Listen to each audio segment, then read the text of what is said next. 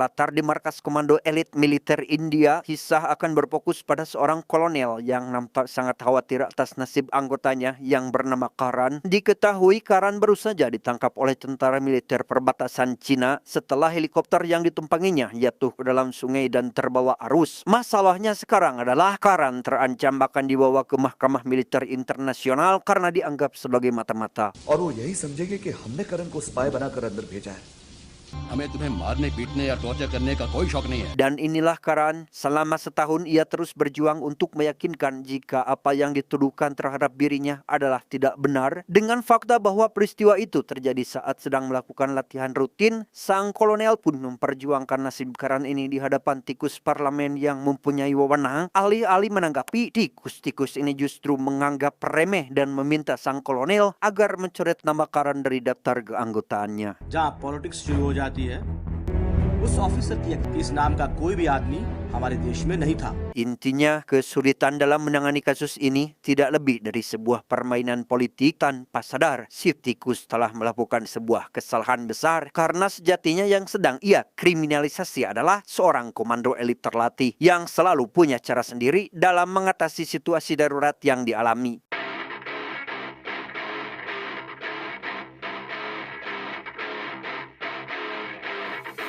Hingga saat proses pemindahan Karan dilakukan dalam pengawalan ketat para tentara Cina, maka di saat itu pula Karan mulai merencanakan aksinya dan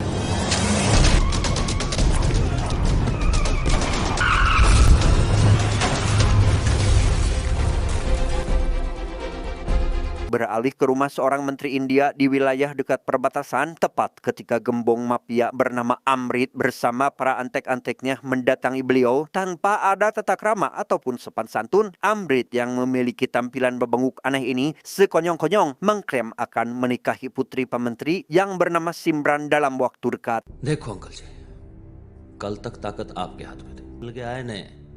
Dan inilah Simran, putri sulung Pak Menteri yang memiliki watak keras, dalam artian tidak mudah tunduk pada seseorang yang tak sejalan dengan logikanya. Atas dasar itulah, Simran pun menghindari rencana Amrit tersebut dengan cara diam-diam kabur dari rumah saat kedua orang tuanya sedang tertidur lelap.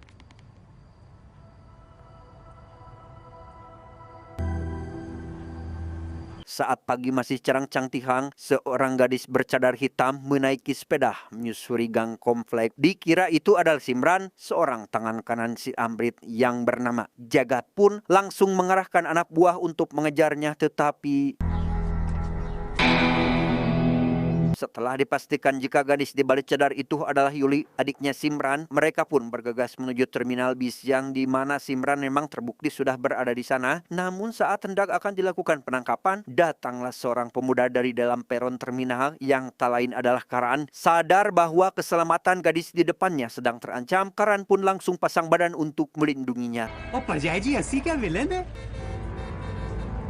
ओ silent hero. Mendengar ocehan Jagat yang mengaku dirinya sebagai politisi paling berkuasa, bukannya takut, Karan yang justru sudah terlalu muak dengan watak para penjilat pun mengancam akan segera meremukkan tulang mereka.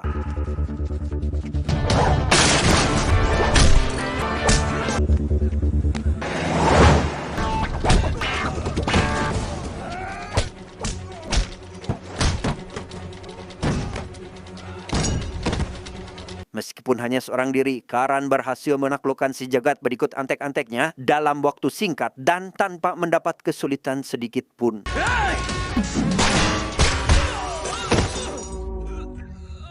Kagum dengan apa yang Karan lakukan barusan, Simran tanpa malu-malu menghampirinya sekaligus memohon agar bersedia mendampingi sampai di tempat tujuan. Karena tak tega, Karan pun menurutinya dan membuat Simran merasa senang bukan kepalang. Tanpa disadari, bis yang mereka tumpangi dipaksa berhenti persis di tengah sebuah jembatan tepat saat Amrit CS datang dan memblokir ruas jalan tersebut.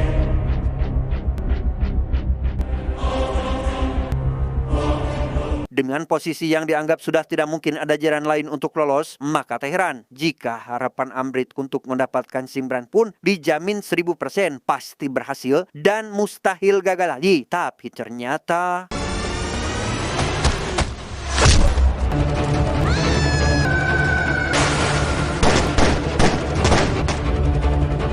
Sebuah aksi nekat yang Karan lakukan sungguh di luar dugaan karena merasa telah dipermalukan. Amrit seketika ngacacang meluapkan kekesalan di depan para pengguna jalan, meminta mereka menjadi saksi bahwa dalam waktu yang cepat dia bersumpah akan membalas Karan dengan menggantung lehernya di tengah alun-alun kota.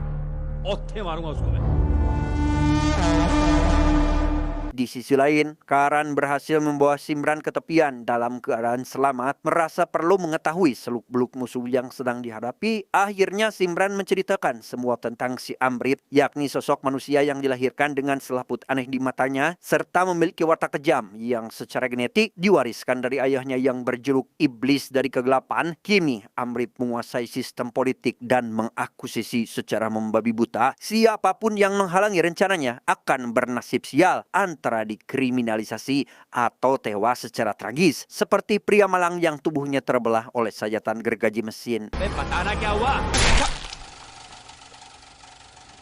Dengan fakta bahwa Karan sendiri adalah korban permainan politik kotor yang membuatnya dipenjara tanpa ada pembelaan, ia sendiri yakin jika keberanianlah yang akan mengalahkan pengerus si Amrit ini. Dengan kata lain, memerangi benalu yang menggerogoti sistem pemerintahan dari dalam tentu jauh lebih penting daripada hanya fokus pada pertumbuhan melawan ancaman dari luar saja. कि बाहर की लड़ाई बाद में, अंदर की सफाई पहले करूंगा. Berawal dari motivasi itulah, Karan memulai perjalanan menuju kota dengan menyusuri hutan yang bagi seorang prajurit, hal itu sama sekali tidak menjadi masalah. Meskipun di sisi lain Amrit yang berambisi untuk melakukan balas dendam, lantas memilih tetap untuk memburunya ke dalam hutan dan berhasil menemukan keberadaan mereka tepat saat Simran gorejat sambil ngagorowok karena ada orai kadut di sampingnya.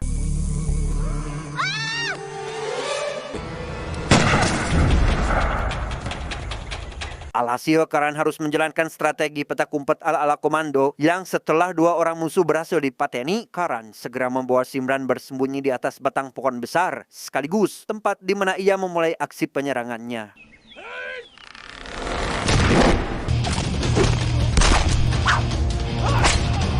Memiliki disiplin berkelahi tingkat tinggi membuat Karan tampil begitu Spartan, agresif, namun tetap penuh kendali. Berapapun jumlah musuh yang sedang dihadapi, Karan merimbas semuanya hingga mereka benar-benar tak berkutik.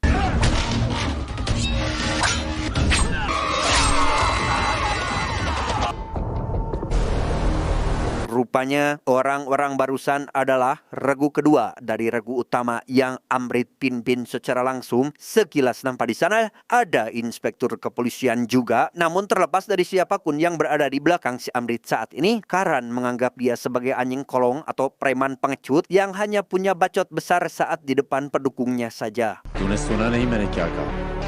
तुम लोग लौटे नहीं. Tak terima dianggap remeh, Amrit langsung naik pitam dan hendak memburunya saat itu juga. Namun setelah disarankan oleh si inspektur jika targetnya adalah seorang terlatih yang menghadapinya perlu persiapan matang, maka perburuan pun ditunda hingga esok hari. अभी लाशें उठा के लौट चलते. Saat waktunya tiba, Karan yang sedang mengisi jadwal sarapan dengan olahraga rutin mendapat panggilan dari Amrit yang kembali mengancam akan segera menggantung jasadnya di alun-alun kota. Namun dengan lantang, Karan justru menanyakan siap untuk membeli tantangan tersebut. कभी आदमी लेके निकलता है, कभी कुत्ते. Di saat yang sama di tempat lain, Pak Kolonel mendapat laporan dari Jenderal Kepolisian tentang keberadaan Karan termasuk apa yang telah dia lakukan baru-baru ini. Karena sekarang si Jenderal berada di pihak si Amrit, ia pun mendesak Kolonel agar segera menangkap Karan dan menghabisinya. Yang jika tidak, maka pasukan dari kepolisianlah yang akan turun tangan. Padahal secara diam-diam, mereka sudah manggut-manggut pada si Amrit dari sejak awal. Colonel Sinha, capture and kill him. Dengan melibatkan 3 ekor anjing pelacak analog, Amrit CS kembali melanjutkan perburuannya di hari kedua yang ketika baru berjalan beberapa langkah saja, tiba-tiba... Ya, rupanya jalur hutan yang mereka lewati sudah terpasang jebakan maut, sehingga dengan berat hati, Amrit harus kehilangan beberapa nyawa anak buahnya karena jebakan-jebakan tersebut.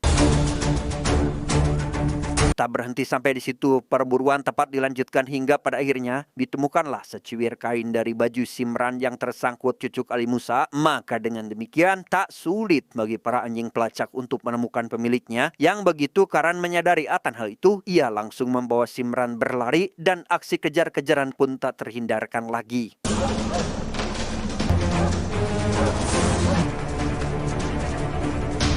Meski jarak tidak terlalu jauh, tapi setidaknya Karan masih sempat melakukan cara untuk mengelabui penciuman anjing pelacak, sekaligus memutusnya dengan cara melintasi aliran sungai sehingga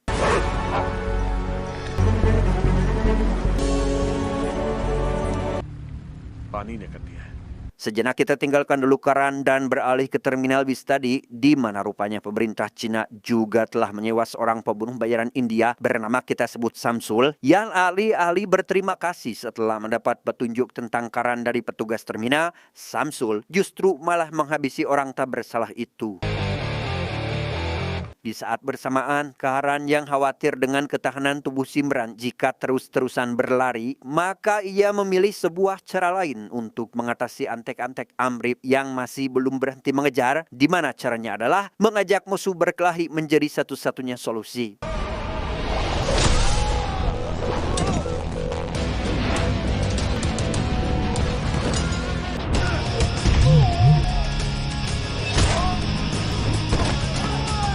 Pada posisi lawan sudah dibuat putus asa itulah, secara mengejutkan mereka nekat untuk melumpuhkan Karan dengan sekali tembak, sehingga Simran yang sedari tadi lalajo dari balik batu pun seketika menjerit histeris, yang meskipun sempat ada serangan kecil, namun bagi Amrit sendiri, keberanian Simran itu malah membuatnya semakin jatuh cinta saja.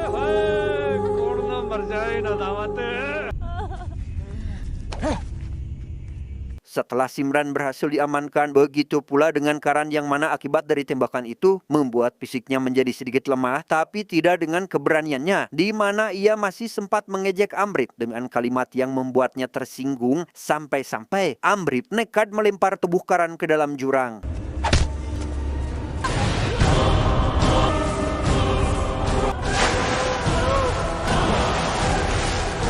Kembali pada Pak Menteri atau ayahanda Simran, ia mendapat telepon dari keponakannya di Kanada terkait rencana kedatangan Simran, yang dari sini terungkap bahwa sebenarnya pelarian Simran sudah direncanakan oleh ayahnya sendiri, namun sial, percakapan tersebut berhasil disadap oleh si pembantu yang ternyata telah dibayar Amrit untuk menjadi mata-mata. Tak berserang lama, Pak Menteri beserta istrinya meregang nyawa di tangan inspektur yang sudah dijanjikan mendapat promosi dan kenaikan jabatan. Dan sebagai penegak hukum yang pandai melawan aturan, si inspektur telah menyiapkan skenario untuk memanipulasi fakta dengan membuat seolah-olah terjadi kecelakaan, di mana si pembantu yang dianggap tidak berguna pun dipaksa memasuki mobil Pak Menteri yang kemudian dihantam tronton dengan disaksikan oleh mata kepala Simran sendiri.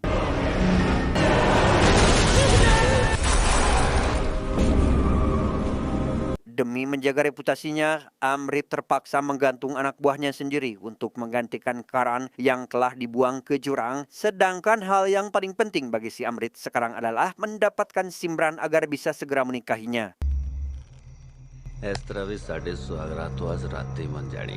Di dalam rumah, sang adik yakni Yuli yang sudah hampir putus asa dengan keadaan membujuk Simran agar pasrah saja dengan keinginan Amrit. Namun di balik rasa putus asa yang Yuli rasakan, Simran justru sangat optimis dan menggantungkan harapannya kepada Karan. Dia yakin Karan adalah sosok bertanggung jawab terhadap misi yang belum dituntaskan.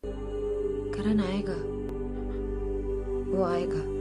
Sementara untuk Karan sendiri, ia mendapat pertolongan warga pasca jatuh ke dalam jurang waktu itu. Dan kini, tepat di hari menjelang pernikahan Simran, Karan pun tiba di rumahnya sekaligus menghabisi satu persatu anak buah Amrit yang sedang berjaga-jaga di sana.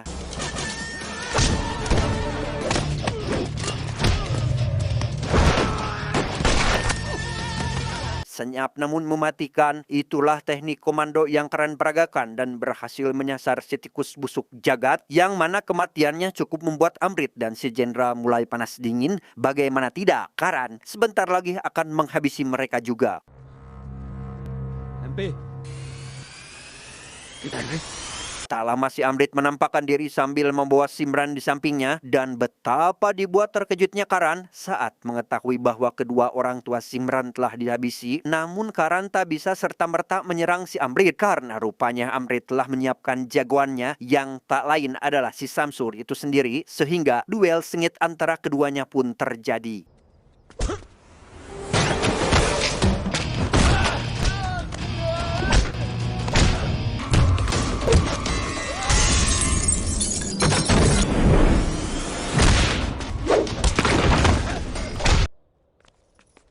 Mengalahkan si Samsul ini tak sesulit yang dibayangkan, di mana Karan lekas menyusul si Amrit yang hendak akan membawa Simran pergi sampai akhirnya